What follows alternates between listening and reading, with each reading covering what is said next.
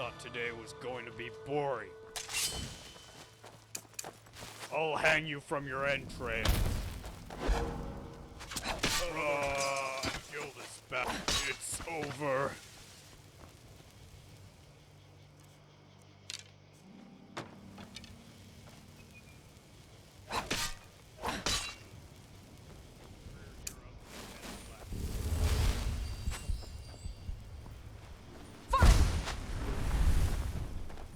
I'll hang you from your entrails.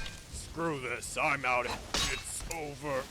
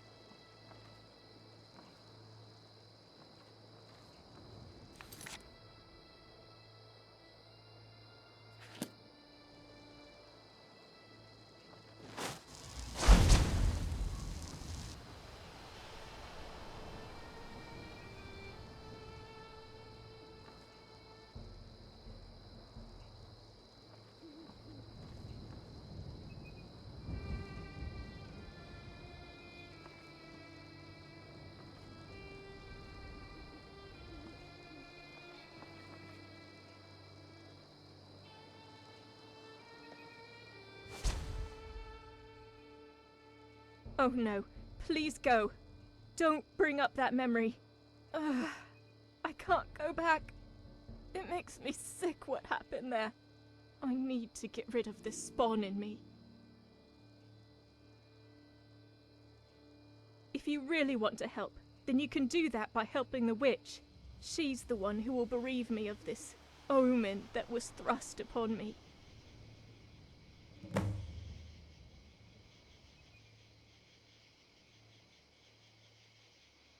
More so than I am already. Death would be a welcome release. I came here with the notion of my demise at the back of my mind, and it was comforting. That either way, through her getting rid of my child, or me passing on, I would find peace. I just hope now, since I've made it this far, that it's the former. May Mara watch over you.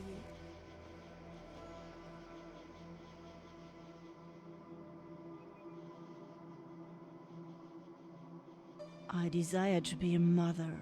Animus that has willed me into helping this woman supplant her progeny unto me, so that I may be imputed with dynasty.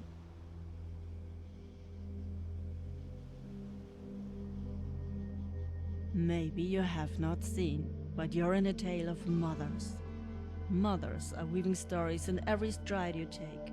Who knows what they have laying down your strand? And with my own child, I will have another destiny to write from my own.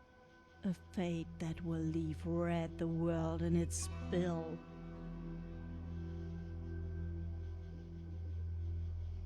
An age has passed since my time with those naive dreamers, letting the wind carry them along with nary a care. Such was their downfall. When our cousins, donned in red and black, had fallen from the mountains and cleaved their way through our peoples, shedding oceans of blood in their wake. Now the meat of our peoples have wrought an eight-legged ogre that's molding them into the self-eating man-demons that plague the land. I have made consort with the feathered women of yore, engaging in song, synchronized, to soothe the land, birthing efficient Eden out of a frozen waste. All the best efforts were laid to waste by men from stone walls. Civilization had come to bring us to heel, the hegemony that seeks to oust all competitors. They have owned their methods in combating your kind. I have owned my own. Where they are bold and terrifying, I find the opposite to be more alluring, serving a more palatable meal. Subversion, through hope, love, and desire, can render the wealthiest a beggar, all through their own doing.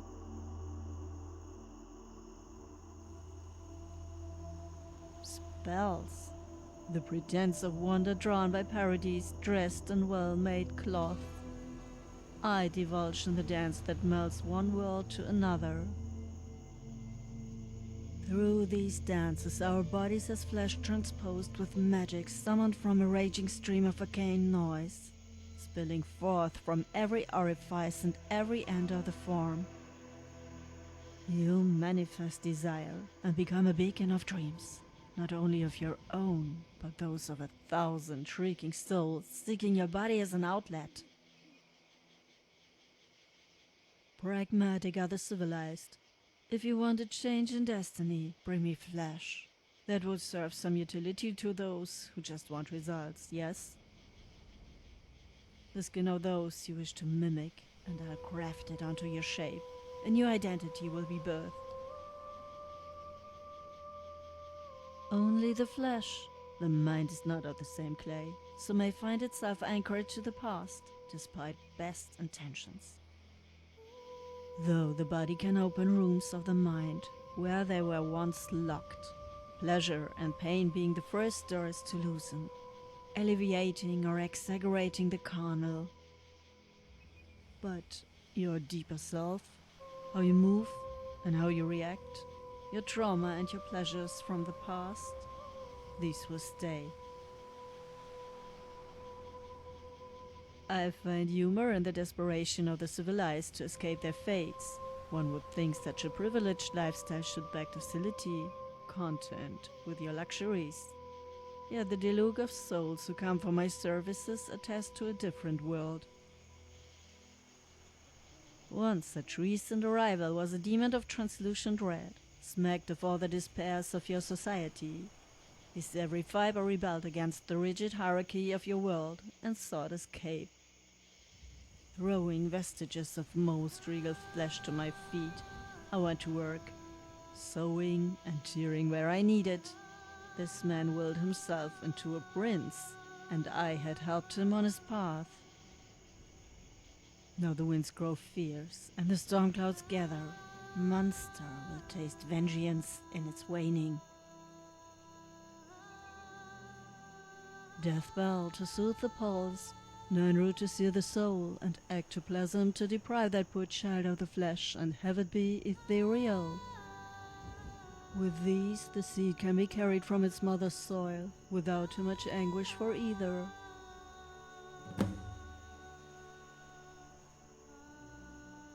To have the world for harvest would solve so much. Yet, drawing upon this arcane tapestry cannot make these miracles a reality. You have offered yourself in her aid, have you not? Well, this quest should say the ailing woman's mind. Go yonder and fulfill her desire.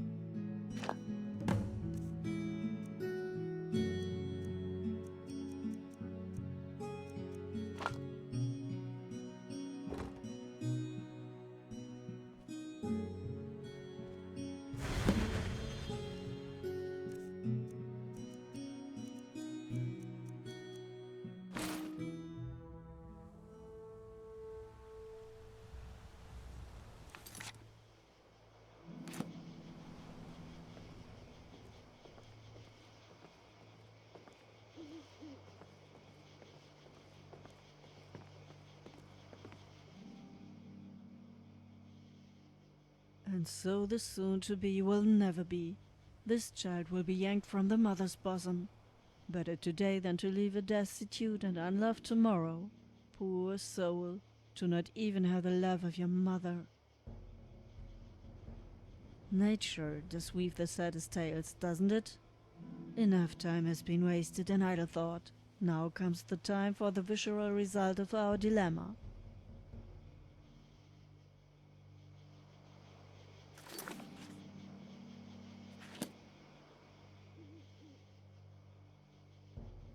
And so the soon-to-be will never be. This child will be yanked from the mother's bosom. Better today than to leave it destitute and unloved tomorrow. Poor soul. Nature does weave the saddest tales, doesn't it? Enough time has been wasted in idle thought. Now comes the time for the visual result of our dilemma.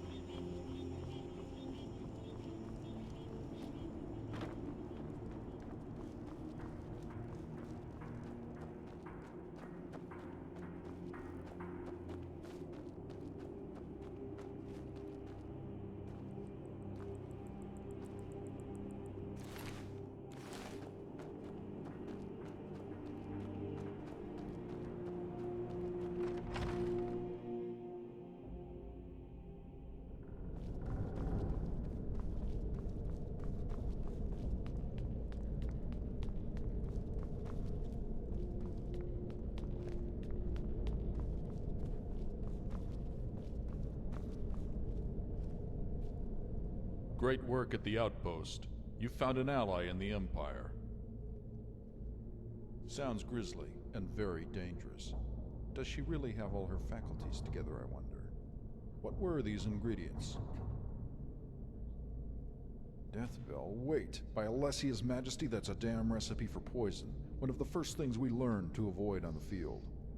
This really shouldn't be your burden, but that hideous brew will certainly be the death of her, even with a whiff. I implore you, Knight, bring her back.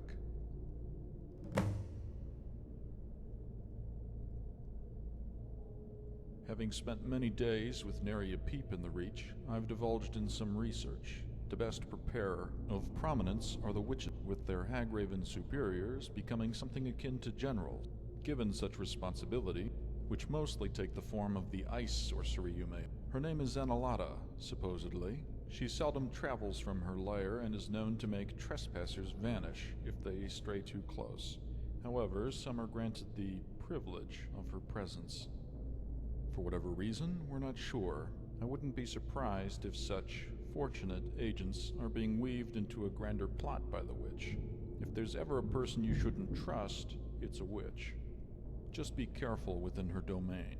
Don't make the mistake of so many others in underestimating her. Enticing words and promises of power have many fall to her schemes. We don't want to see your shriveled head added to her savage gallery.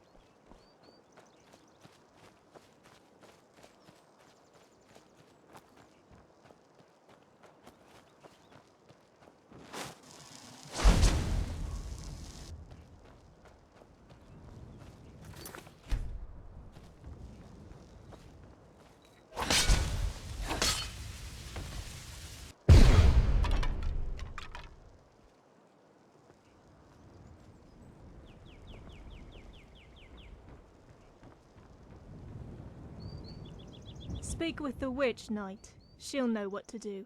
What? How? She's been nothing but good to me since I got here. Why hasn't she killed me already?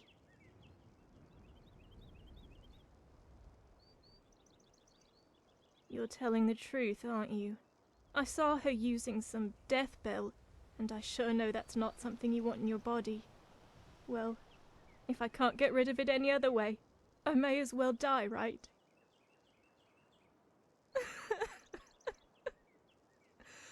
No, I can't. Please, Knight. I just want to get rid of this child and live a normal life. I don't want to die. If I give birth to it, I know I'll lack the conviction to do anything after.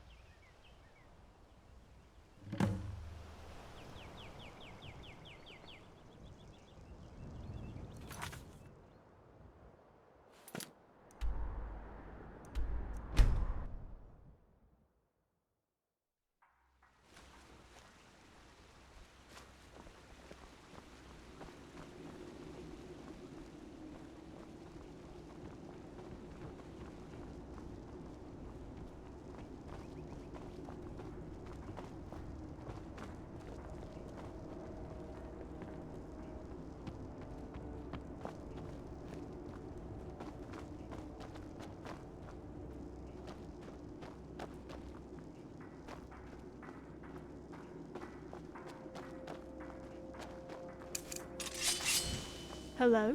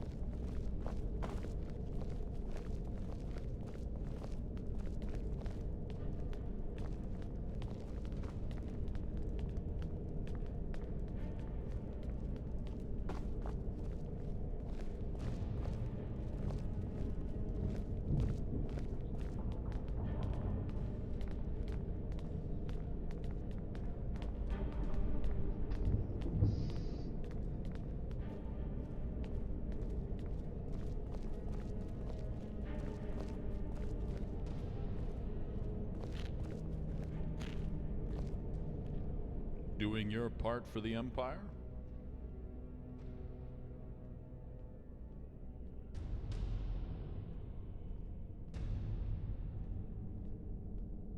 I really wish you wouldn't make promises on my behalf, but thank you nonetheless. We'll see to it that she can make it out with us. As you may know, there are preparations to vacate the garrison. We're moving east, to Skyrim. We don't have many accolades since our detachment came here, but the prevention of another small tragedy can help me sleep easier at night.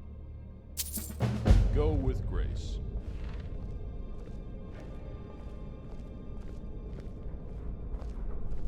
Hello?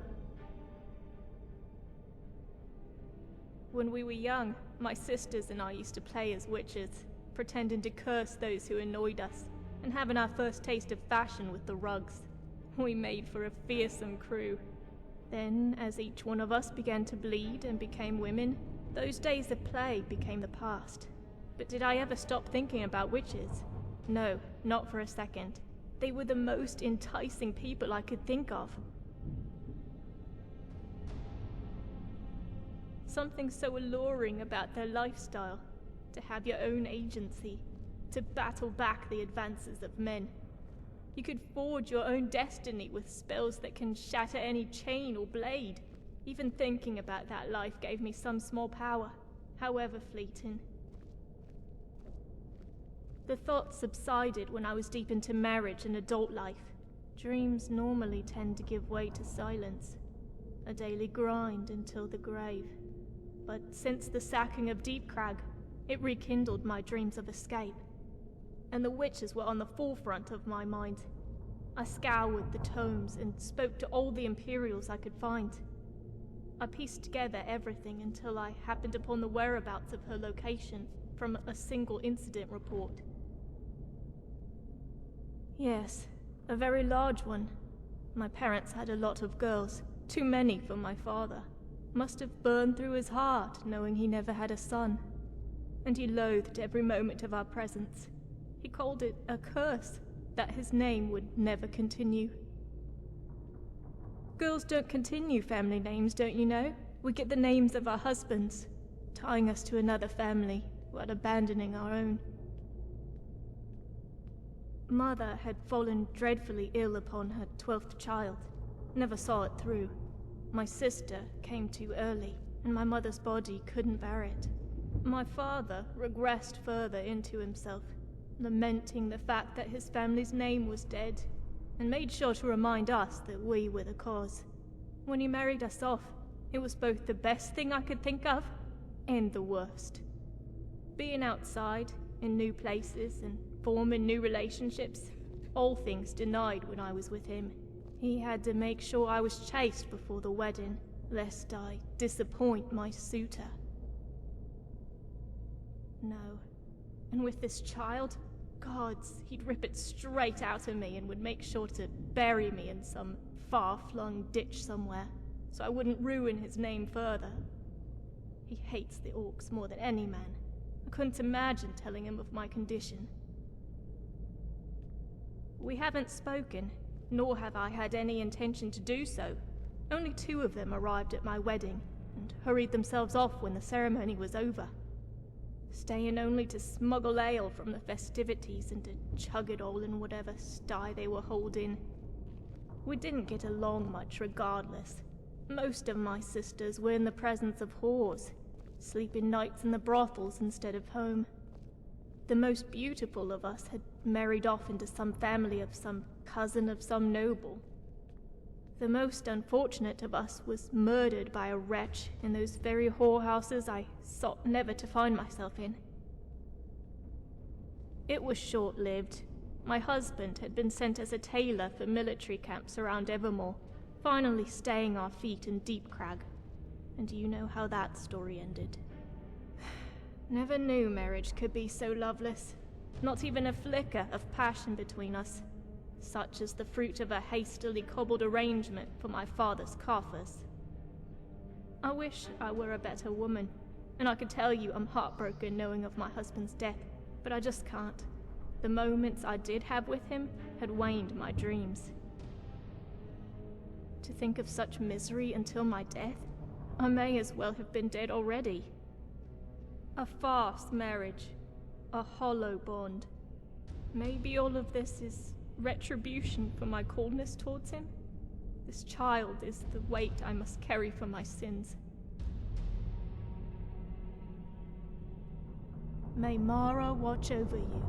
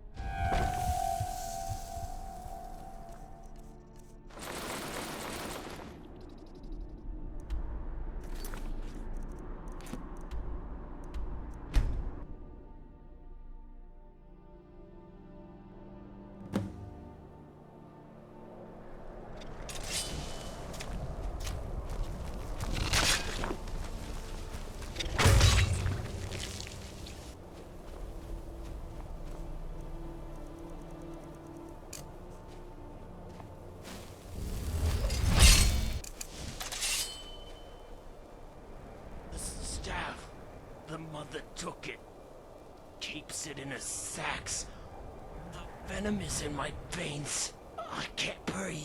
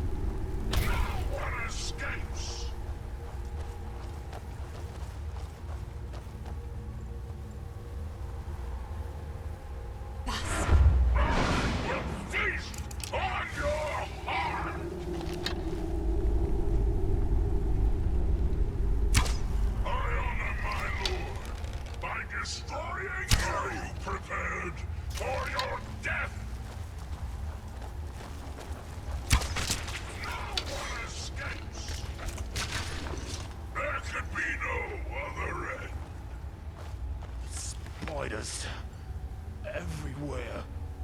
Poisoned me.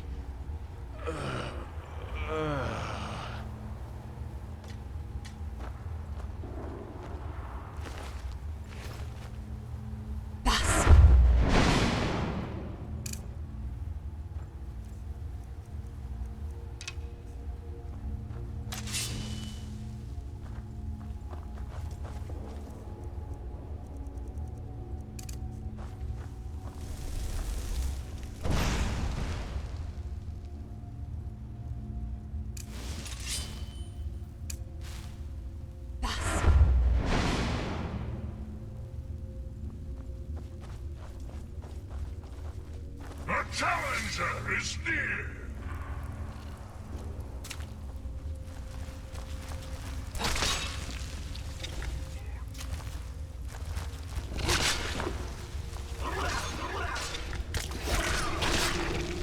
No match at all!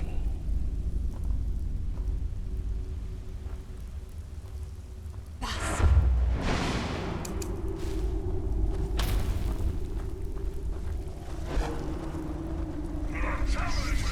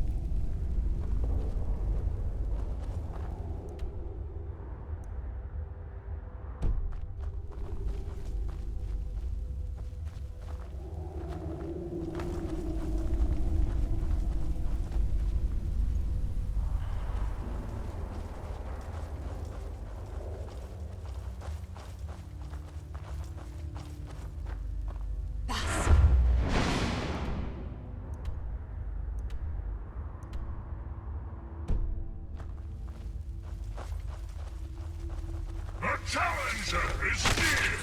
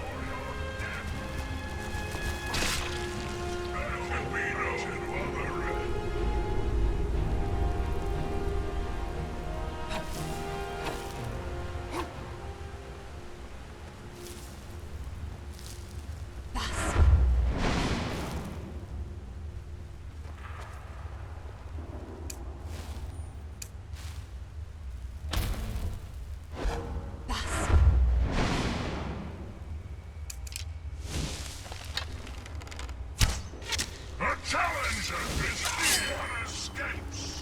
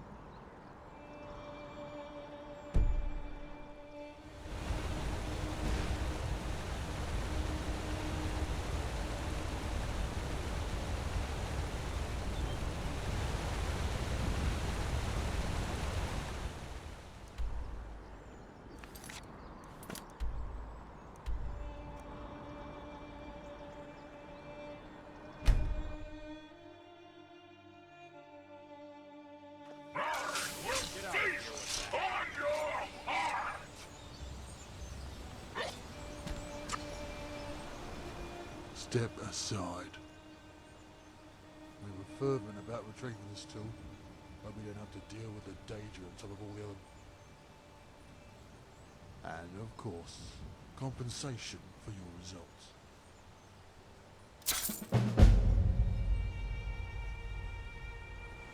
All right.